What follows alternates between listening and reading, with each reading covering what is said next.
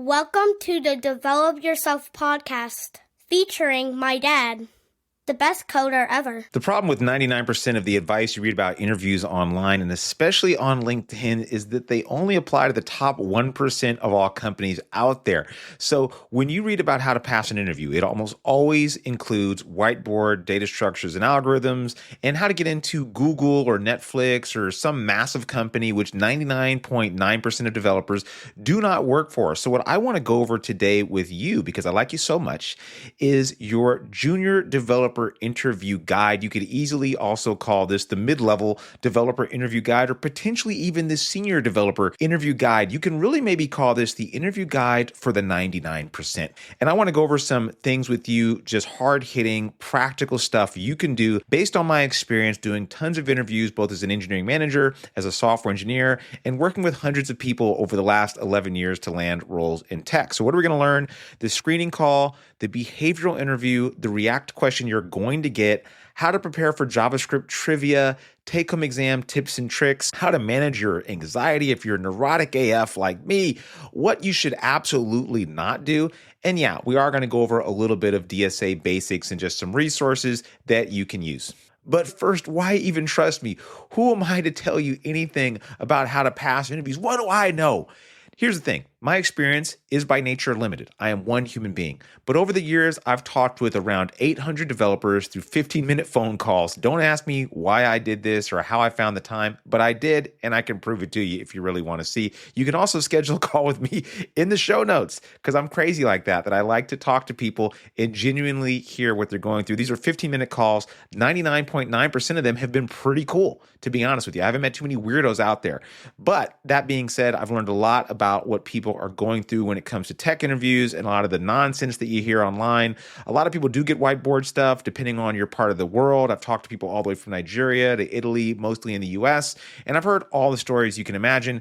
In addition, I've sucked at interviews. I sucked at them so badly. And then I finally spent a lot of money and time getting better at them. I got to the on-sites at Google, at Meta, Amazon. I landed plenty of roles, got a lot of offers over the years. I've had around 7 positions. I've had around 100 interviews. I've also helped shape the interview process at 2 of the companies where I've worked, one very recently. And I've helped over 100 developers to land their next role and pass their interviews and get more money. So I think I have a pretty decent idea. And I'm not saying this to brag, because honestly, my experience, even with this many people, is very, very limited. But I feel like I have a pretty good idea, and I want to share this stuff with you because I want to see you pass your interview. I just want to see you get out there and stop believing all this nonsense you hear online and maybe get some more money in your pocket. And at the very least, feel a lot more confident when you finally do get an interview. So first off, before you even get to the part where you mess up their whiteboard or you're writing some code on a piece of paper for some weirdo to see in an interview, you're going to have to go through a screening call. That screening call is usually a call with somebody who's a recruiter who's not very technical at all. And it'll start off with something like, so, what led you here today? And the worst thing you can say is, remind me what this role is for? If you're a senior, you can kind of get away with this. If you're a junior or on your first job, trying to get your first job, you got to do some homework on this company. Quite simply, go to the landing page, go to their LinkedIn page, go to their About section and look up their company values and try to just parrot back some of these company values as you're talking. Don't be super obvious about it, obviously, but just do some due diligence and make sure you understand what the role is and who you're talking to. Now, inevitably, they're going to ask you this question. When you're on the call, they're going to ask you, so what's your salary range? And you are going to want to say a number that's not too big, and you're going to want to say a number that's not too small. What you should do, though, is not say any number at all. And here's the thing. If you say a number, you've kind of locked yourself in to a range, and you don't know their range. What you should do is turn the question back on them and say, oh, well, what's your range? And they say something. You say, okay, well, that's well within the range that I'm looking for. So once we get to the stage of offers, I'm happy to speak about that more. No, we really, really need you to give us a number. Give them a number. I'm one of those people, I don't think about it so much. I've given people a number and then I've gotten an offer and I've come back and said, you know what, that number I said, it was too low. I've messed up. And now I'm going to tell you a higher number. This is not going to X you out of the role or disqualify you if the number's not too high or too insane. But don't overthink this. Do your best not to give a number. Here's one of the most difficult pieces of advice I've had to give to people. Don't be weird, right? The way you can avoid being quote unquote weird, which I know a lot of us are as software developers, and perhaps I am myself, I don't know. But I like to do this. I like to give less information than needed. I like to give just enough information for the person to make a decision and move on to the next stage or round of what we're going to do. The worst thing I think people do during a call or during an on-site or during that part where they're actually in the real interview is just ramble on for too long. This can either expose too much information about you that you didn't want to expose. Also, it can eat into valuable time that you should be using to crack hard problems, and it can expose your weirdness a little bit. If you are weird and you don't know, well then, hey, you don't know. And to be completely honest, some people are going to like you and some people aren't. Now, here's one of the questions I hate the most in these screening calls, and I see junior developers especially get this question wrong. They'll say, hey, rate yourself on a scale of 1 to 10 in JavaScript. And you, knowing that you're not a 10, also knowing that 5 would be too low, say something like 7. The recruiter, who may not be technical at all, hears this number and says, what the hell, 7? That's like a C, right? That's like a C minus. I was hoping you'd say 8 or 9, maybe even 10. What the hell? You tell me you don't know how to write the one language we want you to be able to write? Well, get the hell out of here, bucko. And so you're saying something that makes it sound safe. I like to turn this back around on them if possible. It can also be kind of funny and break the ice a little bit and say, well, what would you consider a 10? And they might say, well, I'm not actually that familiar with JavaScript, so this is just a question I have to ask for this kind of role. And say, okay, well, that's fair. Well, listen, I'm very confident in my JavaScript skills, but if I think of 10 as being like Shakespeare and 1 as being a newborn baby, I probably put myself somewhere in the 8 range or so like that. But I'm very proficient, so however your scale needs to reflect my belief in that, let's just say that number. And they'll maybe chuckle or something like that. Or if they don't, then, screw them. You should probably look somewhere else because they have no sense of humor and don't understand comedic gold when it's being delivered over the phone. So now you've got past the screening call. And I should mention that they're likely going to ask you your tech stack on the screening call. Sometimes they haven't done their homework and you will just be disqualified based on your tech stack alone. They might hear it and say, oh, actually, that's not what we're looking for. So sad, too bad. Don't extrapolate too much from any of these stages that we're going to go over. That is one of the worst mistakes I see people do, including myself. We extrapolate, we take one experience, and we make up stories around this one experience, and that's why we didn't get hired. This is just one experience of many that you will have. So next up, the behavioral interview. This is typically going to happen before your technical interview. A lot of people will get a technical interview before the behavioral interview, but very commonly, you'll get some sort of behavioral interview. And what they're really trying to do in here is, one, see how well you would, quote unquote, be a culture fit. Like, how well will you fit in? Are you basically kind of weird? Tell me about something technical you've accomplished. They're trying to understand, like, what level are you and how well can you communicate and speak to us about something technical. So because most of your interviews are going to be on screen, right? You're going to be using Zoom or Google Meet or whatever like that. So use this to your advantage. You need to have a catalog of stories ready. I literally have a Google Doc full of stories ready, and I'll have all the resources in the show notes for you to just grab. It's all yours. It's in an article I wrote full of links. Nothing to sell you. Just use the links, and hopefully you'll get better and have good luck on your interviews. That's it. That's the whole deal. I'm not selling you nothing at all at this time. Anyway, have a catalog of stories ready. The more senior you are, the more stories you're going to want to have involving leadership. But if you're listening to this, I'm making an assumption that you're probably a little earlier in your career. So this catalog of stories can simply be things like times you had a conflict with somebody, something technically challenging that you did. This technically challenging thing can be a thing you did at a boot camp. It can be a thing you did in college. It can be a project you did on your own. And you just need to frame it in the right way.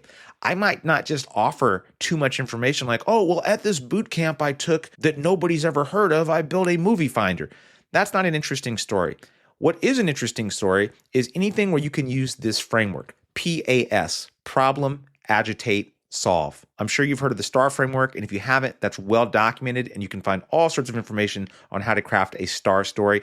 I think this actually is easier to remember. There's less letters. It's 3 letters instead of 5, right? So problem, agitate, solve. This is often used in sales calls. So the problem was that I was at a company or I was working on this project and we had a bunch of different components using different libraries and we couldn't figure out how to make them all be aligned and use the style we really wanted. What was even more difficult was the more we added on and the more pages, the more work we had to do as software engineers to make sure that all these different components like the button on this page exactly matched the button on this page and somebody used a different style and somebody used this, so it didn't look like it was really aligned and didn't give us a very polished feel. So now I've laid out a problem. I've agitated the problem, saying it only got worse. Things are getting really bad. These buttons, out of control. And finally, I'm going to solve it. And when I frame the solution, I want to frame it in a way that shows my contribution, not necessarily the whole team's contribution, because they're hiring you and not the team. So the solution was I had to make a component library, and then I had to publish it to NPM so we could distribute it across the team members and then also share it via open source. And this way we were able to solve the problem, and it actually cut down our development time by around 10 to 20% based on the number of commits that we were tracking through GitHub at the time. So you may need to do some homework on this, or you need to chase the kind of experiences that lend themselves to stories. This is the cool thing about software. You don't need to wait for somebody to give you permission to do something. You don't need to wait till you're on a team. You can build out solutions to problems that you want to encounter. If you want to see how to scale a microservice, or you want to see how to use a message queue in AWS, or you want to see what it's like to transfer an app from Next.js on Vercel to AWS or GCP, just do that. And if all those acronyms I just said make no sense to you, then check out Parsity.io, because you really need to learn this stuff. Anyway, the next really loaded question they're going to ask you is going to be, tell me about yourself. And you're going to want to think, well, as a little boy in Oakland, California, my father left me and my mother was hungry. And then I knew one day I'd be a software developer making the next microchip that would power cars and make me a multi-billionaire so I could spit on the masses of people. And that's what led me here today. Now, that's a cool story and all, right? But what they're really asking you about is, why are you here today in this room or on this Zoom call, and why this company? This is another time for you to talk about the company values and say, well, I've always valued X, Y, and Z about this company. If you really have a genuine interest in the company, even better. If you don't, find a reason why you're there that day. Not just, I need a job, or, the tech stack looked interesting, whatever. Find something a little deeper, and then give them some validation or some qualifying experiences, like, well, I'm a software developer with this many years of experience, or I recently graduated from this program and I've built a few pieces of software. And then I learned about your company, which does X, Y, and Z, which led me here today. And I'm really excited to learn more about this role and opportunity and interview with you. And I like to keep this fairly short, because the problem with this question, and I've seen this happen in interviews that I've conducted, is that somebody literally will tell you from their childhood up through right now, today. And here's the thing, in most interviews, especially outside of big tech, it's not like there's some super standardized format or anything. It's just some dude or some woman who just decided what they were going to ask you today. They may not interrupt you. They know they have to get through the interview, but they're also nervous and don't want to interrupt you either. So if you take up all that time, they may not have time to get to the actual meat of the questions they want to ask you. And then at that point, they may just score you lower, and there's no way you could pass, even if you were otherwise a really good candidate. Is this fair? Absolutely not. This leads me to another really interesting point that I think a lot of people just don't think about. There's no formal training at most companies, especially not large ones, for doing tech interviews. I've seen people ask questions that they themselves couldn't answer.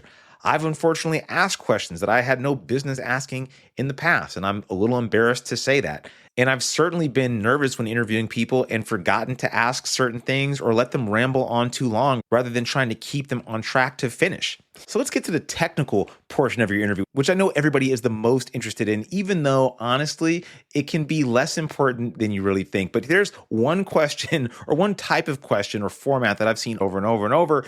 And even a person at Parsity got this recently. She was asked this question or given this challenge. Given a React component, I'm going to give you an API. That API is going to be some third-party API, maybe a Pokemon or a to-do list or a shopping cart or something like that. What you're going to do is fetch the data from that API. You're going to display that data on the screen, and you're going to manipulate that data in some way. I have a project, a small challenge you can check out in the show notes that is going to walk you through that challenge and offer you a solution that I would use. But here's the thing, you're not going to be able to always prepare for every single question out there. So the thing you really should be doing, besides studying for this question, because it is the most likely one you're going to get, is to go on Glassdoor and Team Blind and figure out what kind of questions this company has asked in the past. And before you even do that, you should just be asking the recruiter, hey, what is the nature of this interview? What kind of questions should I be prepared to answer? And doing a little bit of research ahead of time can really narrow down all the things that you should be studying or that you could be studying. Now, recently, I've done some interviews and I've both given them and taken part in some interviews that included AI, meaning they allowed you to use AI during the interview. This was very, very interesting and different. Now, using AI in interviews is much more likely to happen in smaller tech or companies that are on the coast, startups, fast paced types of places that really value speed, maybe over anything else. But this is going to become a lot more common going forward. And I believe even Meta is now allowing these in interviews. So if you're using AI tools, use them the same way you normally would. But the most important thing is to talk through your thought process here. No one really cares that you just got the answer. That, in fact, sometimes it doesn't matter if you got to the right answer. I've often not finished a solution, but was still invited to the next round or even offered a position without completing a solution. Now, I have had places where I was penalized for this and was X'd out and said, nope, too bad you didn't finish it on time. That's it. You're out of here. You're toast. See ya. Hit the road, Jack. Don't come back. But when you are doing these kind of interviews and they allow you to keep the AI tools on, you need to explain what you're doing, not just blindly take everything they give to you and use that output from Claude or Cursor or whatever you're using, and then massage that into an answer that fits something that you feel comfortable with, not just blindly taking the solutions, because that's basically as bad as just copying and pasting from Stack Overflow and thinking that that's going to get you the job. That's why it blows my mind that people are using these cheating tools and not realizing that, yeah, that might help you pass the literal question, but when you have to explain the code, which you will at any decent interview, even at a really bad interview, they're going to ask you, well, what does this code do? Why did you choose this over this? Have you considered this edge case? Have you considered this case? If you have to take these questions and put them back in your code editor or your AI tool, you've kind of just failed the interview. And I know there are some people that are going to hear this React question and think, oh man, my interviews are never that easy. That's the point. Every interview is going to be a little bit different. You really have to do a little bit of research, but based on the hundreds of conversations I've had and the many interviews I've taken myself, that React problem is the one you're likely going to get. So if you don't know, probably just study for that. Now, big tech versus little tech is so much different when it comes to technical interviews and React questions and things like that. Often in little tech, you'll get a person you're going to speak to. You'll have some sort of back and forth. It may not matter if you get to the solution. Now, in big tech, you're much more likely to have to study data structures and algorithms, which I'll get to in just a minute. Before we get to data structures and algorithms, though, one of my least favorite types of interviews you can get, which is the JavaScript trivia interview. Now, this is honestly not that hard to study for, but it's one of those things you just have to remember to study for. You can have questions on closure, promises, async await, let versus const. Explain promises to me like I'm 5. These are honestly the easiest to study for. These are testing just trivia, and they're a really, really terrible metric in my opinion to test somebody on. But I have a cheat sheet in the show notes, which should at least help you out on some of the most common questions, especially about browser APIs and things like set timeout and the event loop, and just certain questions that seem to come up all the time that really are kind of old school. But if you're outside the coast, if you live like in Alabama or something like that, or somewhere down in the Midwest and you're going for one of those office jobs where you got to wear slacks, I bet you're going to get some JavaScript trivia questions or some C# trivia questions, and you should be prepared to answer those. These are the easiest in the world to study nowadays because all you got to do is go on ChatGPT and then ask, hey, give me some JavaScript trivia questions or some insert language here trivia questions, and that should get you pretty good to go for the interview. Did I say JavaScript trivia was my least favorite type of interview? This is my least favorite type of interview. The take-home interview, my least favorite type. Why do I hate these so much? Because they're time-consuming, right? It's supposed to take you 2 hours. They never take 2 hours. They take like 4, 5, 6, 8 hours. So you just blew through your weekend, right? You didn't get to hang out with your kids or eat pancakes. Instead, you're building some godforsaken app and you're trying to use AI to do the whole thing. Don't do that. If you're going to participate in these types of exams, do one thing. And I've done this with many of the people I've mentored, write a test. Now with AI, this has become even more simple to do, but you'd be shocked at how many people will just essentially AI generate the whole thing. It is very obvious when this is done. The tests will be very, very terrible, and you won't have any reason or explanation for why they're there. They're just there because AI put it there. Claude or Cursor or whatever just inserted some useless test in there. So if you're going to write tests, make sure they're good. This can often be the thing that makes you stand out. In fact, one of the mentees that I worked with, he ended up going to the on-site for a pretty large company because he was one of the only people to add a test to the take-home assignment. Think about that for a minute. Most boot camps don't teach how to write tests, and most colleges also don't teach this. This is one of those few skills that people tend to only learn on the job. So adding them in can set you apart from a lot of other juniors who just may not be doing that. Also add documentation. Be really simple. Don't add a bunch of emojis. It's very obvious to tell when AI just wrote the whole documentation for you. Have it be in your words. Follow the who, what, why. What is this thing? Who created it? Why is it here? Are there any strange edge cases? How do I run this thing? Super simple. Doesn't need to be a large book or novel or novella, right? And lastly, consider this. Record a 1-minute video walkthrough explaining your solution. Just 1 minute. I like to use loom.com. I've been using this tool for years, and one of the main reasons I like to use it is because it shows analytics. So you can see if somebody actually viewed the video, which can give you some insight. If you see that somebody viewed it, you say, okay, cool, they viewed it, and you know maybe, okay, maybe my solution wasn't up to par. If you see that nobody viewed it and you were auto-rejected, that also might tell you something too. It might give you some clue or insight as to how much you should really weigh the opinion of this particular company. Now, you can learn all the data structures and algorithms in React and JavaScript trivia in the world. It doesn't matter if you get bitten by the bug of anxiety.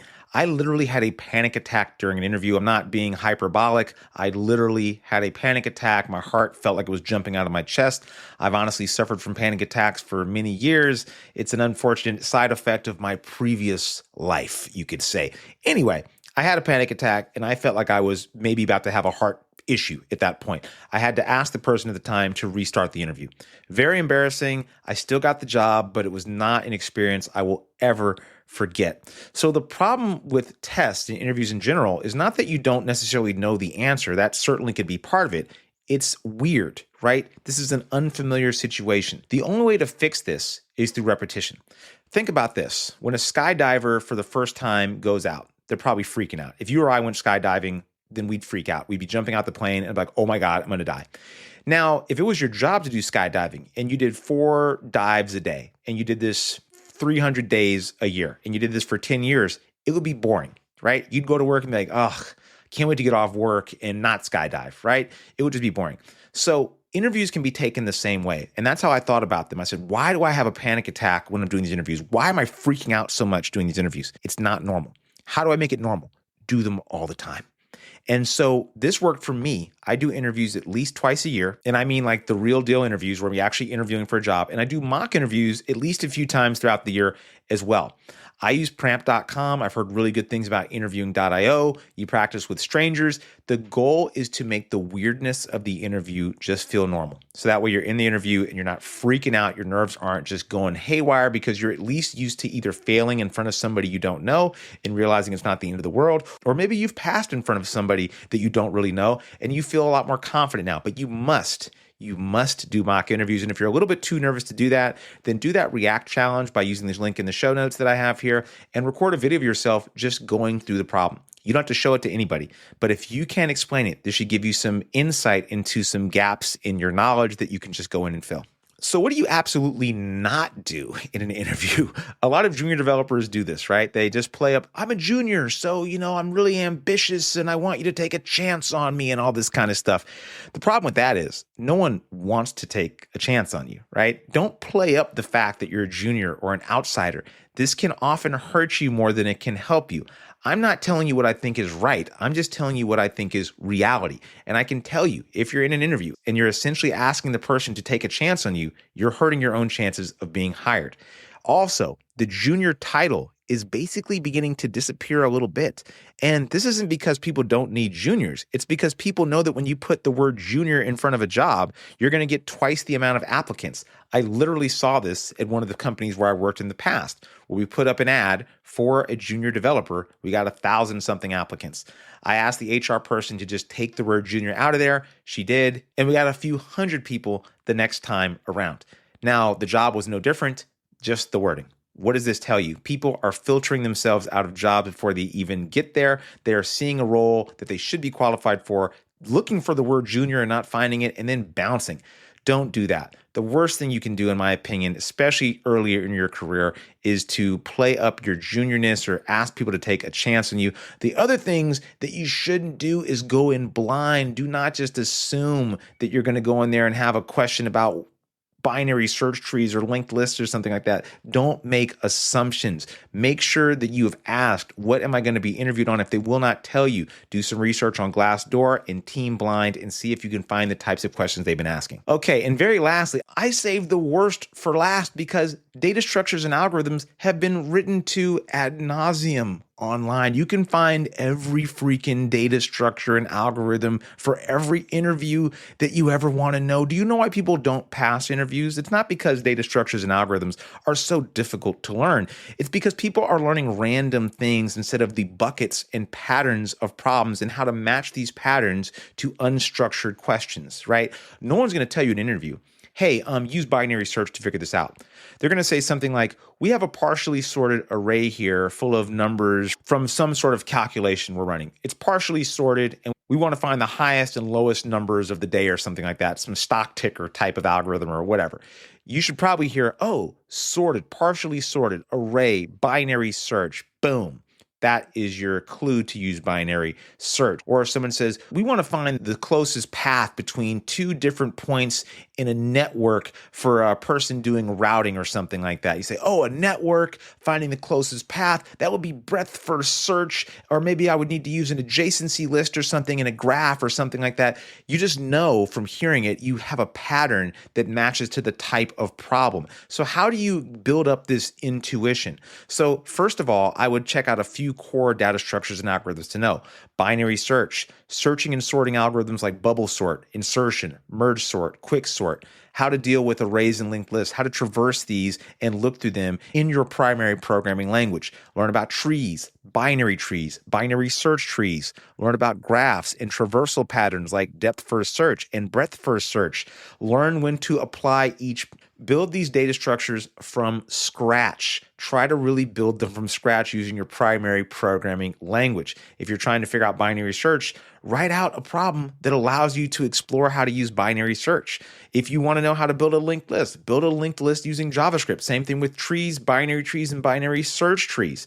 Figure out how to do these in your primary programming language. Then use something like AlgoExpert or NeetCode, or look at the article that I have linked in the show notes below and learn when to pair these types of solutions with the types of problems that you're going to get. Learn buckets of problems. Don't study random ones. But if you study those core data structures, you're going to be ready for 99% of the interviews out there that have something to do with data structures and algorithms. There's really not that many out there. I think people really overthink this. I'm a bonehead. I am not the smartest or brightest bulb on the tree. I got all the way up to the final rounds at Google, the on-site, and did pretty freaking well from doing this. I didn't study 500 LeetCode problems. I barely studied for an hour a day. It will take a few months if you really are dead set on this. And I do think that that is the risk you take if you only go for these companies. Now, I have a son. If he wanted to get into software, I might tell him, because we're in the Bay Area, to only focus on these types of problems, to only learn data structures and algorithms, because I think that if he does that, he will have a much smaller pool of companies where he can apply to. But if he takes a ton of time, 6 months to study all this and cracks one of those interviews, he's set for at least 10 years, in my opinion. So that is the trade-off. At this stage in my career, where I have not gone into big tech, I'm not going to spend a lot of time learning how to do these puzzles because they're not going to be useful to me in my career or the places that I'm applying to at this stage. System design, which is outside the scope of this particular episode, is something that I need to spend more time on at this stage in my career. And honestly, that's not that difficult to study either. You can use the same framework or pattern that I've laid out here to do all this. You practice with a person, you read up on the material, and then you actually try to do it. Record yourself talking through it. If you can teach something, you've retained 90% of the information. If you cannot teach it, you've illuminated and exposed some gaps in your knowledge. All right, all the resources are in the show notes. Like I've said a bunch of times already, I really hope you find it helpful. I hope you find it useful. And I hope, if nothing else, that you stop treating interviews like they're all the same. Do some homework, figure out who your audience is, figure out what you're going to be asked, do some investigation, and then try to go in and crush it. Good luck to you out there. I know you got this, and I'll see you around. That'll do it for today's episode of the Develop Yourself podcast. To learn more about becoming a software engineer with us, then check out Parsity.io. If you're not quite ready for that, then jump into our dev30.xyz program, which is 30 days of working on your mindset, habits, and JavaScript skills. See you next week.